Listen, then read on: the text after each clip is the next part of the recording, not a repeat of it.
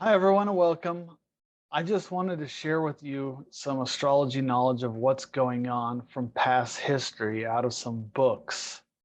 See, astrology follows the history of the world with the aspects of the planets. And so today I just wanted to share some of my favorite books and read to you what's going on in the world today and how it affects us and our children. It's very important to focus on the children at this time. I was just doing a reading on a relative of mine who is 5.5 years old, who has the astrological aspect of Uranus squaring Pluto. So that is an important aspect to look at for the children in the age group of 5.5, 6 years old, maybe even five. You'd have to look at the exact orb of influence regarding this. So I wanted to read you about what Pluto, Neptune, and Uranus did in the past in these books, as well as show you some other books that I really like in case you're interested. But this is proof, astrological proof of what we're going through right now, how it happened in past history, and we can look at the different aspects of the planet and how we're going through it all at once now. It's very, very interesting. So I'm going to start showing you this book right here. Can you see that? And I'm going to read from, so this book is by Roy Gillett. And so I just want to read you what's going on with Uranus in Taurus without any aspect right now. And so it says here, Uranus invents radically and destructively. Uranus's years in Taurus change the way the world works. New machines are invented. Citizens rebel. Social values are turned upside down. We are still dealing with the change brought about by the last two transits of Uranus in Taurus.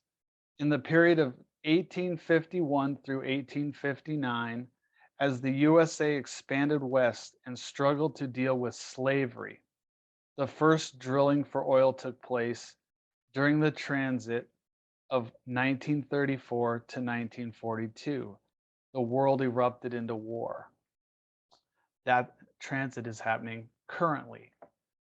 So now I want to move on to Pluto and Capricorn in this book. So Pluto and Capricorn, it says here, Pluto transforms uncompromisingly and fundamentally. Pluto's cycle reveals the changes we are ready to die for. This is especially traumatic when the planet passes through Capricorn, as we face the need to transform society's structures. Such was the case in 1515 through 1532, the time of the Reformation. 1762 through 1778 saw the struggles for democracy and human rights. Sounds familiar, right? That was in America and France. The current transit in 2008 through 2024, which we are currently in, writes, will challenge the world economy and how we relate to each other on the planet. These things are all hitting home, and they're happening simultaneously for us right now. And the third thing in this book I wanted to read is the transit of Neptune in Pisces, Neptune in its strongest sign. And right now, Neptune is in its third or spiritual decanate, which is the very last 10 degrees before it recapitulates itself into the zodiacal wheel through Aries. So here we have Neptune inspires profoundly and unshakably. With Neptune ruling Pisces, beliefs are felt so deeply that they polarize and separate us, becoming an essential feature of group loyalties. 1520 to 1834 cemented the Protestant Roman Catholic schism within Europe, and its 1684 to 1698 saw persecution of Protestants in France and of the Catholics in Britain.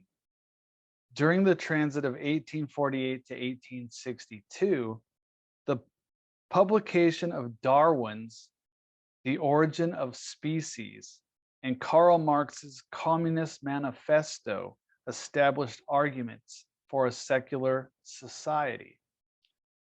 Does that ring a bell? That's going on big time right now, especially here in America, but all around the world. So this is a good book to get. Got everything in it. Tells you about the signs and the houses and lots of stuff you need to know. It's got the mythology and all of that great stuff in there. So now, another book I've always loved is Cycles of Becoming by Alexander Ruperti. Let's see, was I going to read something out of this book? Oh, I was. Pluto and Capricorn, he writes, he put beginning in 2010, but we know it began in 2008. The new social, national, international concepts which humanity has succeeded in mastering should be incorporated now into some concrete form. At the same time, Pluto will challenge the drastic fashion of all forms of entrenched power. All forms of entrenched power have been crystallized since Pluto was in Aries or Cancer, will now be questioned. There should be attempts at reorganization of political structures in terms of a new ideal civilization, a global civilization within which nations and individuals may participate in freedoms according to the new goals which humanity has set itself to accomplish. So that's showing a good ending to this situation we're in. So these books contain a lot of knowledge and a lot of power when you're looking at the transits and what's going on. So now, here's another book that I like for children. It's called Planets in Youth by Robert Hand. And he talks about all these different conjunctions and oppositions about the planets. And he gives timelines of the years in which they happen. So you can look back in history and see when a certain transit was occurring in children. And then when it comes back through in history, we can evaluate what that's going to represent in that child's life. So this is a really good book too. Now, this one was a stunner for me when I first read it, when I was looking at it doing my cousin's daughter's chart. So she has Uranus squaring Pluto, and this is the book, one of my favorite books is Planets in Aspect by Robert Peltier. So I'll just read what he says about Uranus squaring Pluto for you. And it's a little bit, it's about 3/4 to a page long, but it's very important for children that we understand what's going on, since, you know, things are coming for the 5 to 11-year-old kids. And so I wanted to read this to you so you understand a little bit about your child that's in that age range, especially around the 5 to 6-year-olds. He writes, the square from Uranus to Pluto shows that although you know there is much you can do to preserve the freedom you enjoy, you prefer to let someone else do it. You assume there will always be people with the courage to accept this responsibility, so you don't need to add your contribution. But if developments in your immediate environment threaten to curtail your liberties in any way, you would be the first to react. This planetary combination shows that you would be directly affected by such changes. If you are apathetic about preventing them, you are at fault. An example of such apathy is the fact that many people do not exercise their right to vote. And then they complain loudly when an ineffectual candidate wins an election. On the other hand, you could be so concerned for your fellow man that you would become a servant of the people, such as a fireman, policeman, or public official. And that way you could do something positive to improve the general welfare of society. Now, Uranus and Pluto were in this relation from 1931 to 1934. This is important. When dramatic events stirred the world, while people were deeply preoccupied with the Depression, trying to find work and food, Hitler made his move. He effectively restored order amid the chaos in his own country and stabilized its economy. But the price paid by the people was extremely high. He enslaved them and gained dominion over those willing to serve his madness. You must be constantly alert to the price you will pay if you fail to respond to the danger signals of any popular movement or political development. There will always be individuals who will try to rise to power when the public is apathetic. If your instinct for self-preservation is strong enough, you will protect yourself against such tyrants by taking an active role to establish legal safeguards. You will also urge others to join you in resisting domination and see that such individuals are removed from office. Now, that's our children. That's an aspect that our children have, young ones. So that's another very important book. So then, this is a really good book, Person-Centered Astrology by Dane Rudyard. Dane Rudyard's a big, popular person to read about. And this is more about how to help an individual through, it's self-centered.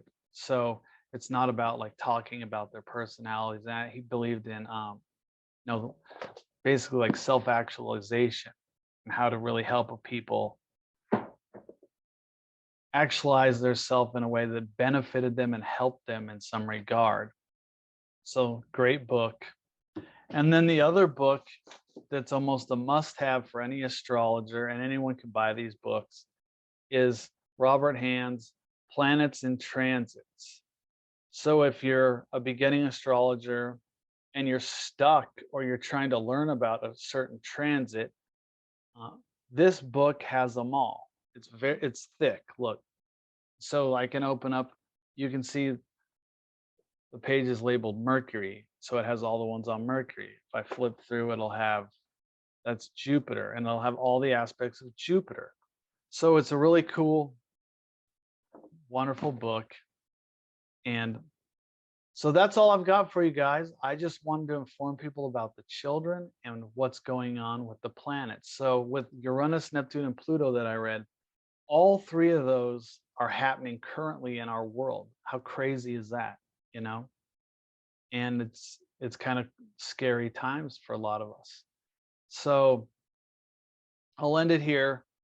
I hope you guys learned something, and I hope you get some of these books and read them and understand astrology on a deeper level, and find how truthful and profound knowing, the cosmos and understanding the stars and the planets and how they impact us really helps us understand where we're going, what we're doing, what's happening to us, and we can't really prevent these aspects from happening, but we can learn how to deal with them in a different way, and hopefully not relive the past by understanding what those planets are saying based on past events.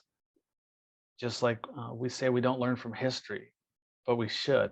Well, we can learn from the history of the planets and the timelines that they're in a sign, and what they're doing, how they're behaving, and what historically happened.